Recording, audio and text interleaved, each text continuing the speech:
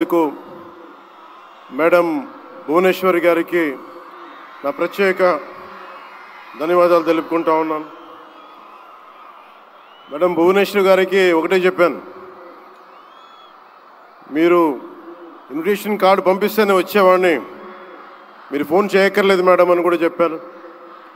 ఆవిడ మీద నాకు అంత అపారమైన గౌరవం, కష్టాల్లో ఒడిదుడుకుల్లో చెక్కు చెదరకుండా చాలా బలమైన సంకల్పంతో ఆవిడని ప్రత్యేకించి చాలా దగ్గరగా చూశాను. అలాంటి వ్యక్తి ఆధ్వర్యంలో ఈ ఎన్టీ రామారావు గారి మెమోరియల్ ట్రస్ట్ ఈ ప్రోగ్రాం జరగటం, తలసీమియా పేషెంట్స్ కోసం జరగటం చాలా ఆనందంగా అనిపించింది. అలాగే నేను ఎప్పుడు ఆయనను ప్రేమగా బాలయ్య అని పిలువంటారు, కానీ నాకు ఆయన ఎప్పుడు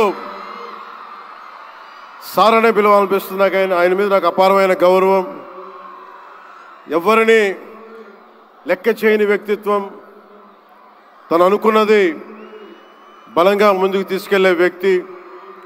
ఒక తరం కాదు, 2 తరాలు కాదు, ఎన్ని తరాలు వచ్చినా సరే ఎప్పుడు ప్రేక్షకుల్ని ఆకర్షించే ఆయన నటన చాలా ఆనందకరం. మా సోదరులు బాలకృష్ణ గారికి నా హృదయపూర్వక నమస్కారాలు. సినిమాల్లోనే కాదు, చారిటీస్లో కూడా ముందుంటాను.